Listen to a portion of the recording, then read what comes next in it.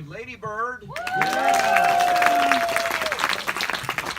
Coming out on Super Bowl Sunday. Oh yes, you know that. Yeah, Philadelphia one. Listen, guys. First off, I want to introduce you to an extraordinary costume designer.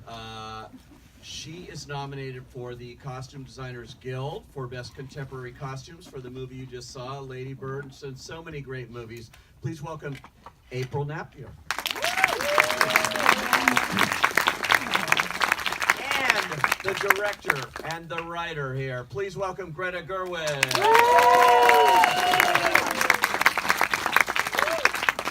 And as if you need to know, Greta is nominated for the Best Director and the Best Original Screenplay at the Oscars. Last night at the DGA. We could go on and on with everything that's happened. Can you believe that all of this came from this for you? No. It's actually every time we go to, why don't you get closer? You're so far away. No, every time we've gone to one of these things, it's been so amazing, and it's so amazing to, be in a room full of people that you admire, who've made work that you think is great, and we were at the Producers Guild Awards, and we were all at the Golden Globes, and then last night we were at the DGA, and every time we all look at each other and we're like, can you believe it? And not because we put everything we had into it, and it was such a labor of love from every single person who worked on the movie, but it was it's a tier 1 movie. It's not, it wasn't a thing that we thought, like, in a year and a half we'll all be. Well, that was crazy. Yeah. Academy Award. Yeah. Right. But it comes out when you're writing this and things. This comes out of your heart. This comes out of your personal life to a degree. And because obviously you grew up in Sacramento, and some of this it's not your story, right. But it is you, and you put everything into this. Can you talk about why you wanted to make this movie and why you think it's resonated so much with audiences? Well, I wanted to make this movie because, in a way, when I start writing, I don't have it all mapped out. I don't know where it's all going to end. I tend to overwrite. I wrote a really long version of the screenplay, and that's my process, because it's kind of how I get to know my characters and let them talk to me and talk to each other and tell me what they're up to. And I think I had a sense of wanting to set something in Sacramento because it's where I'm from and I love it. And I had a sense of wanting to make a story where a mother and a daughter, that it's that's the core emotional relationship. And that's where I started from, and then these characters sort of grew into being, and they're certainly like connected to my life, but they're also like, I wasn't like Lady Bird. Like, I never made anyone call me by a different name. I never dyed my hair bright red. I was much more of like a rule follower, people pleaser kind of kid. And so I think in a way writing the character of Lady Bird was like a way that I could explore some things that I was not able to occupy as a person. But what you did put in, I think I know this, your favorite musical, Merrily We Roll Along. Yes. Stephen Sondheim's rare flop, which shouldn't have been, because it was a great, great show. And last night I noticed, I was at the WGA, and they played you on with music from that. I know, it was my most exciting moment, is they were playing the overture to Merrily, and I was like, and I commented on it when I was on stage, and I felt like it was crickets. And people were like, I don't know what you're talking about. It was like, Merrily We Roll Along, the greatest American musical. Yeah, I mean, it definitely, I put in tons of things that I love, because I think that's sort of my primary motivation, is sort of trying to capture and distill things that I love or have moved me, and making them exist in their own world. But I think there's lots of reasons to make movies and lots of reasons to make art, but for me it comes from a sense of like, this is what I've loved. Ultimately too, this is a wonderful mother-daughter story too, that you don't see on the screen that much. You really don't. and so that's coming from a place that you probably saw a void there. Yeah, I mean, there's some great mother-daughter movies. Terms of Endearment. Terms of Endearment would be the number one. Right? Yeah, I mean it's that, and I love that movie so much. And there's the Mike Leigh film, Secrets and Lies is a great mother-daughter. I mean, there are great mother-daughter films, but I mean, I think I met when I was writing it. Early in writing it, I was sort of, I had versions of it where I was like, is it an adult with her mother, or do I want to do 3 generations of women, or is she younger? I had all these different versions, and then I was like, no, the most vivid moment is when it's kind of a version of it is ending. I think I'm always interested in worlds that are coming to an end, that are kind of blazing out.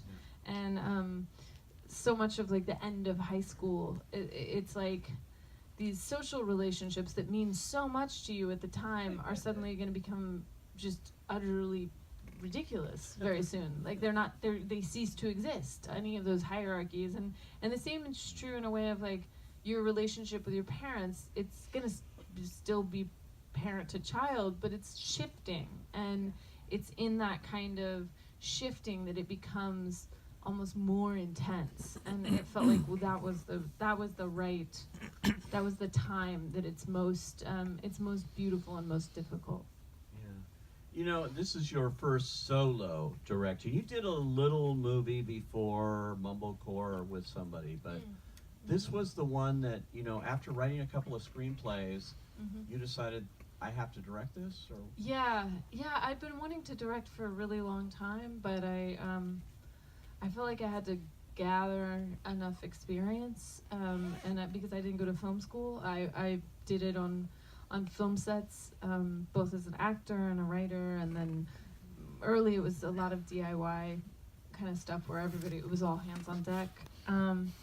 And when I finished this screenplay, I just kind of had this moment with myself where I think that the fear of not doing it becomes bigger than the fear of failure, and then you think, all right, well, it's time. And then what was so wonderful about how it all ended up working out, not that there weren't difficulties, and definitely filmmaking is full of difficulties, but like there were all these signs along the way that it was going, that gave me confidence. I'm a slightly mystical person, so but like when I met April, we showed up, we were gonna meet, I'd gotten her through Mike Mills, who I'd worked with and she'd worked with, and in 20th Century Women. Right? Yeah, and even though she wasn't the costumer on 20th Century Women, like he was like, oh, she's great, and then we met, and when we met, we were both wearing the same outfit.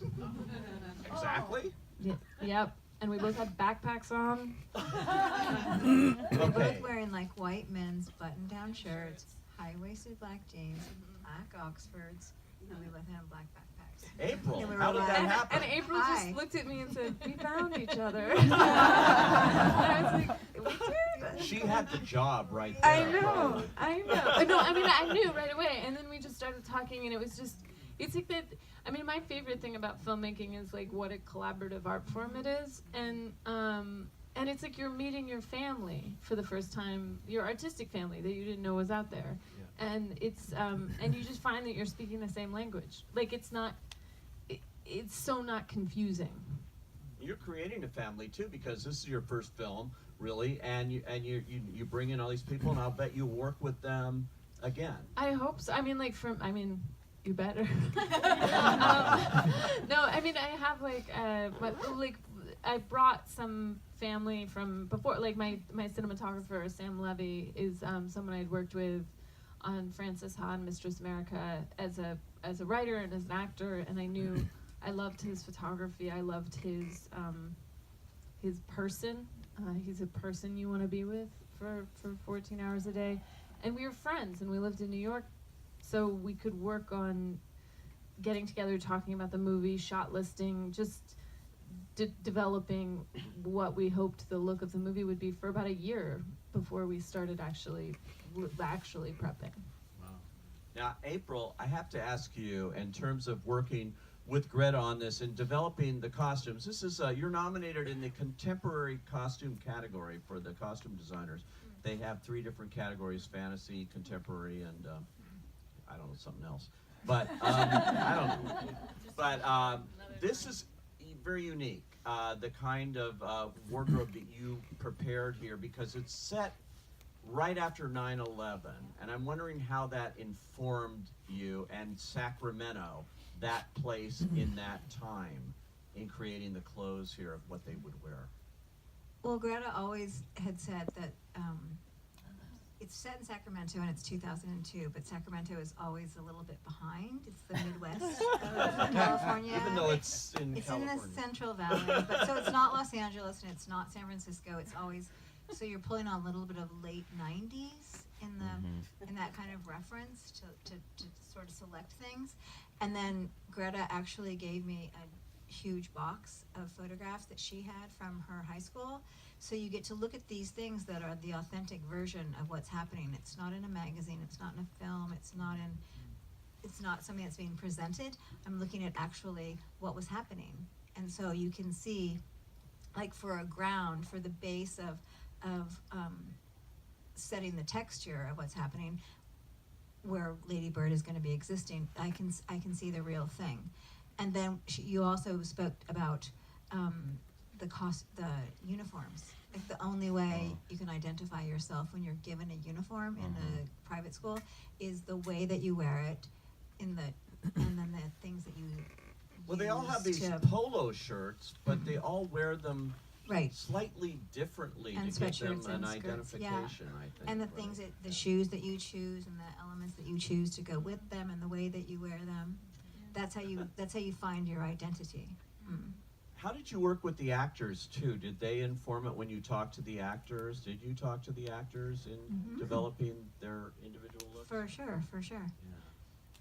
That was actually like early. I felt like I had April and Beanie. I kind of introduced them, and I wanted them to hang out. I as much as possible, like as an actor, I feel like building what you wear is such a huge part of a character, and I felt like I kind of wanted them to work with you outside of my watching over it. Just because you need to pass the torch to the actors, and I felt like it was like you and Beanie came up with stuff that I didn't know until you showed, and I would approve it, but I didn't know it until you said like. But we also met together too. Remember we that did, we went to Broome Street and we were having coffee, and Beanie was there, and I think that's where the idea of the Skechers came up.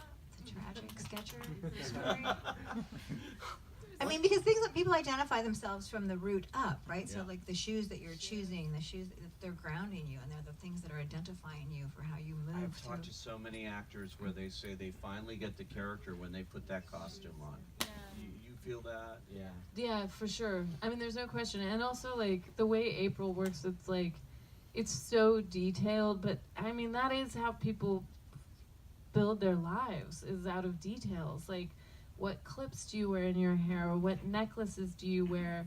What's like, there was one thing you and Beanie developed, or Beanie had decided, and you, like, there was a necklace that she wore that she never talks about, that her dad gave her before he, like, left the family. And, like, she knew it, and it was hers, and she always had it on, and it wasn't a big deal made of it, but it was like this little tiny thing. And I think like those things are, it's very important to me. Like, movies are limited real estate, so I think everything that's in the frame should have meaning. There's a Robert Altman quote, like, about when he you know, he'd have such big cast, but he said, if someone is in the frame, they're the star of the movie. There are no background actors. Like, if I can see them, they're the star. So everything needs to be just right. Perfect. And there's so many in the world of the internet now and everything. Everybody's uber looking at everything you do in a movie. It's crazy. I got to talk to you before I throw it open to some questions about your cast. You put together the most perfect cast here. And look at the people that you have in this. Beanie, who you keep referring to, has just been on Broadway with Bette Midler and Hello Dolly, and Timothy Chalamet. We know what he's doing. and extraordinary. Saoirse Ronan playing a Sacramento teenager, pulling it off flawlessly, and then the great Laurie Metcalf, who's just extraordinary in this movie too, and doesn't do a whole lot of movies, a lot of theater, and of course Roseanne and different things. So. Yeah. Oh, and Laurie, it makes me so happy to be able to say Oscar-nominated Laurie Metcalf.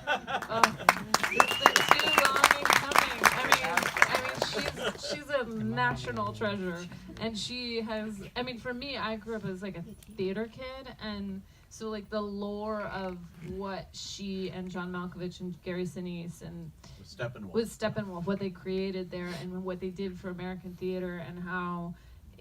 Chicago was such a flashpoint for writers and actors and, new theater directors. Like that was a big thing. And also for me, like then I got Tracy Letts too, and and they've known each other for 30 years, but they've never actually acted together.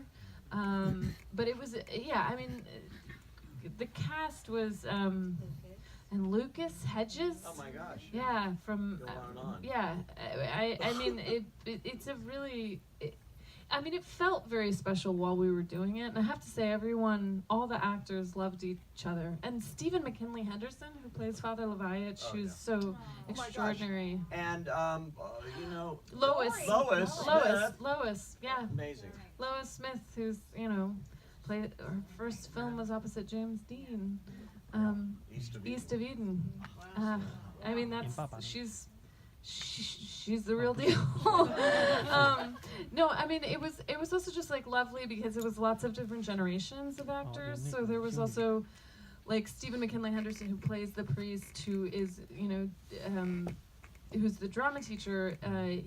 I've seen him on Broadway. He's like one of the foremost interpreters of August Wilson, and he was in Fences last year. And he's a truly great actor, and I was so honored that he came to do this part. And what is amazing is he occasionally teaches a class at Juilliard, so he teaches acting classes, and I had him do theater games with all the Lucas and Beanie and Saoirse, and all of the kids who were in that, they just he became their beacon. He was the person who was, because he's so incredibly magnetic, and it just felt like a lot of really just excellent actors who were also in a place of safety, and they felt like they could play, and it was just that's also letting actors take over is amazing. And considering this is Super Bowl Sunday, we have to mention the wonderful actor who played the substitute drama Bob teacher. Stevenson. Yeah. He was amazing. Yeah, doing all the great. scenes out like You kept him an extra day. You're like, wait, Bob can't leave. I know. I was like, Bob, can we get Bob back? Can we? He's amazing. Yeah. How did you come up with that idea?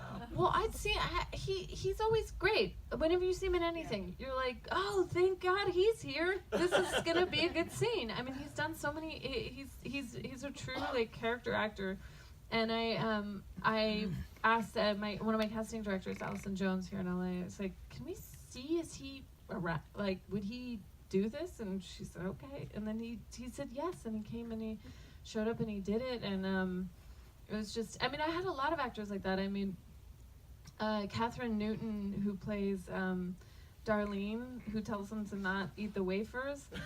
She's a great actress. She's on Big Little Lies. She's in 3 Billboards outside of Ebbing, Missouri, and she came in and auditioned for a different part, and it wasn't a right fit. And it was and I called her and I said, this is not a big enough part for you, but do you want to come just be around and play? And she said, yeah, completely. And she showed up and she created this whole character with that braid. And I think that's the whole thing, though, when Greta writes this thing that is so true and so authentic, and who doesn't want to be a part of that? Right. It's someone telling the truth. I feel like we're in a place right now in society that's hungry for intimate stories that are telling the truth and showing all the flaws. And it's been a rough couple of years, and I feel like I keep telling you, it's changing the narrative of cinema. There's a craving for people to see small, intimate stories that everybody can relate to. You know, it's these films that are giant and huge are extraordinary, but there's also like people want to touch that thing that's real. And so when you write a real story that's showing all the foibles and all the flaws and all the struggles and mistakes and the honesty and the joy, that's what people. And being funny at the same time and entertaining, which is, you know, it's not an easy thing to do. And hitting that tone, it's tough. Now let's see if you guys have any questions. If you do, just raise your hand. And yeah, right here. Well, I'm gonna go fall all over you for a minute. I'm from Granite Bay. No. I'm, oh my god. I'm friends. I've auditioned for Connor for New Helvetia. Oh my Connor's her best friend. Yeah, my best friend. And Eric Daniels, I've also auditioned for him. He's fantastic. He was a piano player in the film. And I went to go see this film with my parents in Sacramento in December. And I said, I'm like, this is my life. Oh, by the way, I didn't get into DePaul University, and I wound up going to Davis. So I got into your backup school, and I actually did go to UC Davis. You were lucky that you got into Barnard. Good on you. Yes. Well, but my sister went to Berkeley. My brother went to Davis. My dad went to Berkeley. My mom went to Davis. I mean, we're all You're all there. UCs in the northern part of the state. I had a great time at Davis. I don't want to bag on Davis, but I just, just two things. I want to say one thing, and then I'll ask you a couple questions. But I saw this film with my parents, and I said, this is my childhood. And they looked at me like I had two heads. They're like, this was not your childhood. And I was like, but it was. And I mean, for me, I don't know if that's because as parents, like, they don't understand what a child is, what it's like going through a child life, specifically in Sacramento. But of course, I'm from Granite Bay, which is a totally different thing, but a lot of friends in Sacramento. Two things. Are you going to continue down this directing path, or are you going to go back to acting more? Secondly, why do you think there are not more films about Sacramento? Okay, we're going to take that second question first, because I've seen about 4 films this year that are set in Sacramento. I know. It's a hot new location. Brad Status. Yeah. What are your other There's ones? a couple of others. Okay, the Ken Burns has a big section in his documentary about. I mean, it's not the same thing exactly, but about Vietnam. He does a whole section in Sacramento. No, there's others actually. But so Sacramento is a hot new location here. Huh? Yeah, I mean, I think I love Sacramento, and I'm so glad you, Connor and Eric Daniels. I mean, Eric Daniels came and like worked on it was a real family affair. For sure. But So great. but I. All right, and he also wants to know whether you want to go down this directing path. Definitely. I mean, I'm going to keep directing. I mean, I love acting, and I have no. I'll keep acting the way I've been able to. I've been lucky enough to be able to act, which is that I've gotten to work with directors I really admire, and I suppose as an actor, I never ask how big is the part. I'm just like, do I think you're an artist, and are you interesting, and I'd love to come make something with you. And that's been a very privileged thing. It hasn't always been the case. You know, sometimes you just need to get the health insurance. I mean, you know, Which is an important thing. That's a noble thing. Yeah. But yeah, directing is definitely the thing I want to do. But I do think Sacramento, I do have to just say, like, it is, I want to make more films that take place in Sacramento too. I have sort of an idea for a couple others, but I think it's it is such an amazing city because I think it has so many different points of you know, like the story of California, the story of America, you know, I mean, it is, I think in 2002, it's like one of the most diverse cities in the United States, which people don't associate with it, but it is actually true. It has so many interesting stories and interesting things that I think it's a very rich place to explore for a storyteller, and I hope I get to do it more. Yeah, until this year, I always thought of Sacramento as just politics, you know, and it's so not. I mean, in the movies that we're seeing, and particularly yours and Brad's Status too, it's not that at all. No. I mean, there's a lot of. I mean, given there's there's a lot of people who work for the state, but it's not just politics. But it is. As Sacramentans, we're always sensitive to. You nailed it. Like you nailed Sacramento like times 10. I was impressed. Even like you nailed details, it. even details like the love for Ronald Reagan, which is very real Yes, in Sacramento. it's real. It's but real. it has to do with the fact that when he was governor of California, he lived in Sacramento, and people still talk about that. Yeah. And they don't like it when governors fly in. And they want you to live there. Yeah. And so every house we scouted, there somewhere in the house was a picture of Ronald Reagan. And I remember the production designer said, "I thought you just wrote that as a joke." And I was like, "Nope." Or they thought when we were scouting, they were like, "Did you come in and hang up the posters of Ronald Reagan?" I was like, "No, this is That's really funny. they love Ronald Reagan." Because I remember when Jerry Brown was elected, he said, "I'm not going to live in the mansion there," and all of that stuff. And Ronald Reagan did. He didn't live in that mansion. He had another house. They walked past it in the movie, actually. Ah, They walked past the Reagan house in the movie. interesting. Wow. Yes, right here. As my only daughter chose Davis over the New York school. Good for her. Good for her. Thrilled with it. You mentioned how when you originally wrote it, it was very, very long. What is the process that you go through to excise some of your own work? When you write a script, what do you do to censor yourself or excise the works you want to? It's not it's not a linear process. I think I write a lot of material. Again, like I was saying, to sort of get to know my people, my characters, see what they're going through, and I think it takes me a long time because I have to get it all out, then I have to sort of let it sink in, and then I often physically put the entire thing out in front of me, almost like a quilt, to look at all of the scenes and all of the characters. And you'll start seeing patterns, or I'll start seeing patterns of like, I'll realize I've written the same scene like 5 times, or like I'm saying the same beat.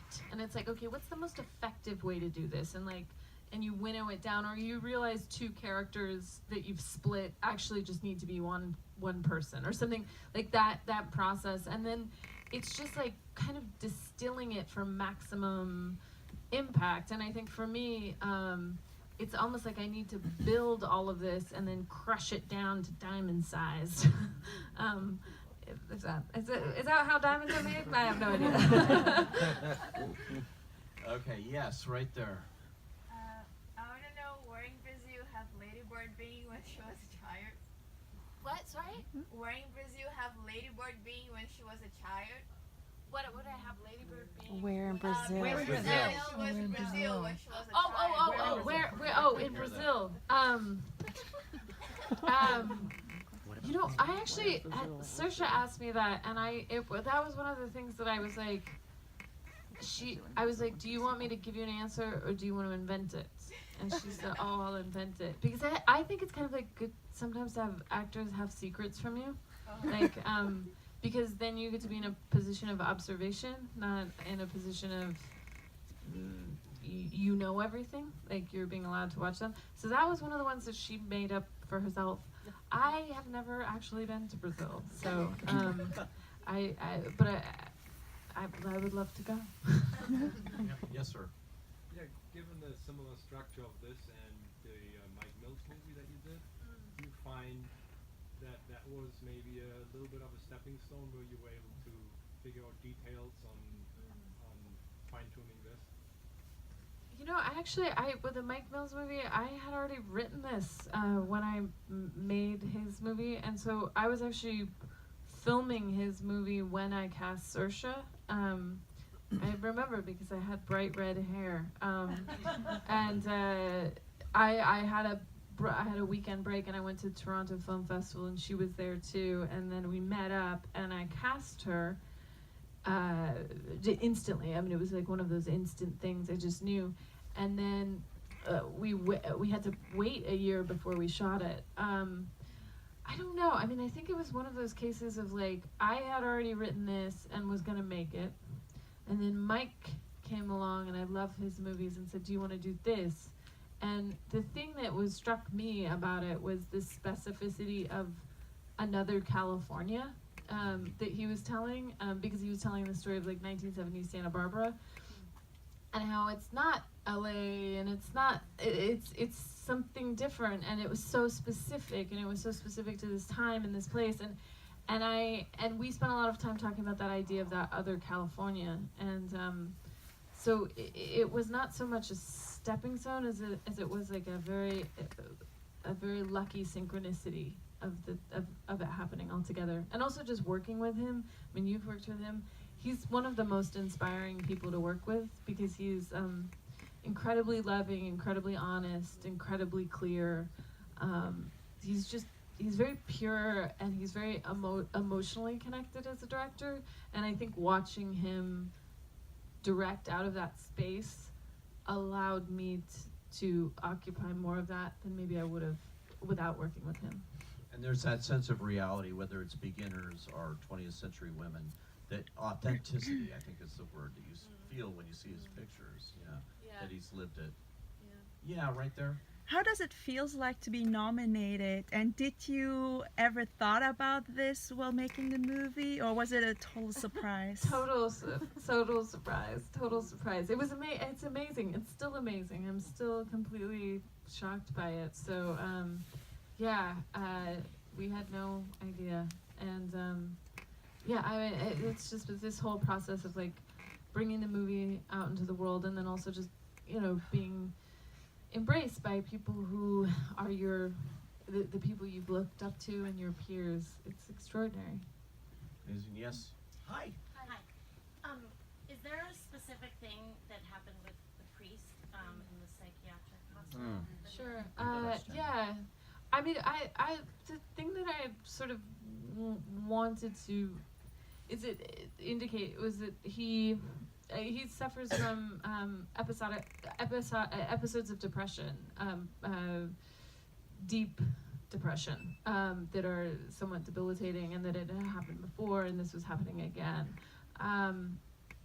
I felt like I wanted to give the edge of it, but I didn't want to nail it down too much. I think I was interested in sort of this moment where he's clearly in a lot of pain, and Marion is able to be with him in that pain, as this very like human moment between them. And I felt like anytime I tried to write into diagnosis or anything more literal, it felt like it lost its potency, which was this human interaction around it. But yeah. Yes. I'm curious to know, first of all, this movie's so good, and this is my second time seeing it, and it affected me both times so much, and it's gonna kill me, but I brought my son who's applying to colleges now, and I'm curious to know how you tapped into the emotion for the parent and, I think, the child, going through that process, and also how your actors found such an authentic rapport with each other in that, what I agree with you, is such a pivotal moment in both people's lives. That's so lovely that you brought your son. So nice. Good luck on college applications and everything. Don't worry, it'll be great wherever you go. It's so many ways to get where you're going. I mean, I'm 34, and I'm certainly not. I'm not a parent, but I'm a step parent, and also as you get older, I think honestly one of the things that you go through is just like pretty much every day I'm like, oh, my mom was right. Oh, she was right about that. Yes, she's right about this. And then like, you just do this constant reconsidering of so many things. And I think acting is I love acting and I love actors because I think it is such an empathetic art. I mean, so is all of storytelling.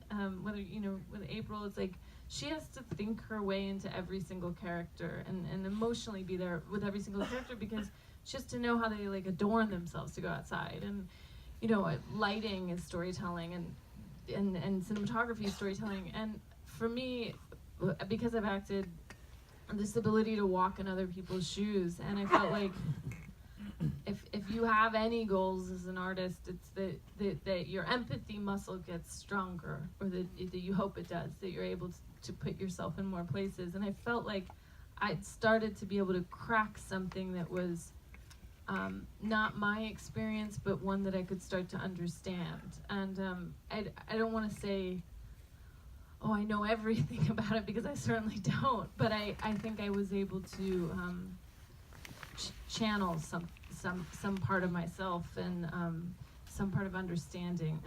And the actors, just with Saoirse and Laurie in particular, they're just both such tremendously gifted actresses, and so powerful. And they could really. The thing that was amazing about them is they could really take each other, and you kind of have, as like an audience member, I think, because they're both so strong, you're not really worried that they're going to break each other. You know that they are punching the same weight class, and it's a battle royale, but it's also safe on some ways. Like they have, and they also, I think another thing that they did, they got along splendidly as people. And I always wanted that, because I feel like underneath all of this, it's like, this is a moment in these people's lives that they're not going to be this way forever. They weren't this way before. This is moment of battling, but there's a base of like real love and understanding between them. And truly, it's that thing where they're flip sides of the same coin. They fight so much because they're so similar. And one of my favorite things about them as a director is they're pretty much the exact same height, and we gave them the exact same sort of little bob haircut, so that when they're in profile or blown out a little bit, they just look like the same. And the first shots of them on the bed and sitting on the bed, it's I was just trying to visually draw that, because it's like, you only fight with people who really really know how to do it with you, because they're the same as you. And I would mention too, we have to go, but I would mention too, in terms of that now instantly classic opening car scene, but more than that, the scene in the store where they're buying clothes, where she's trying out stuff, that has so much to do with what you did, April, too, and in terms of the kind of clothes they're buying. It's like stuff that looks like somebody might have worn before. You just talk a little bit about that, because I thought that scene was so important between the two of them. That scene is so extraordinary because of the dialogue, right? That they're at each other. They're being Lady Bird's being agitated by her mother. She sees something different happening, and then it turns on a dime, right? Because underneath all of that fraught thing, there's always love. Even if we're doing it the wrong way, there's still that unconditional support. But it's about clothes on the surface of it too. Right, because they're looking for the Thanksgiving dress to go to Dana's house. Right, and how it does turn like that when they're like, it's perfect, you know. And that's what starts it, right? Right, but also, what about that scene when she's in the prom dress, like later on, and then she's like, well, what if this is the best version of me? And it's like, you just know that. It's just like, everyone knows that. It's such a universal. That prom dress though is like, I just remember when you found it. It was like not a. It was not a. I mean, we looked at a few different options, but like we knew we wanted pink. And was that like an Annie Potts? Did we have some kind of Some thing Annie that we Potts were reference, thinking yeah. about in Yep. that particular instance? Yeah, it was kind of like it's such a like one of those nesting dolls version of, it's like, in the John Hughes movies in the 80s, they were doing this throwback to the 50s. So now in the 2017, I'm going to do a throwback to that, but it takes place in... But it's also like a thing that's also, there was like a period in punk rock that you wore that kind of outfit, and then you made it more empowered somehow too. So it kind of incorporates all those elements of it. So many of April's costumes too were like Proustian Madelines for me. Like she would come up with something, and we'd talk about it, but then she would come up with the exact object that I didn't even know I wanted. There's this one Gap sweater from the late 90s with the stripes. That every single girl had. It's the stripes, and there's a hat, and there's also a scarf. And when she brought it out, and she said, "This sweater," I think I almost started crying. I was like, "How so did you familiar. know that sweater?"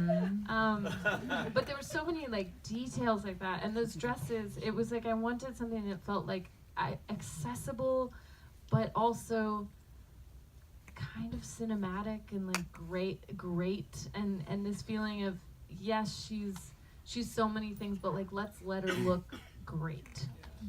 Well, you did. Yeah. So congratulations, you. both of you. And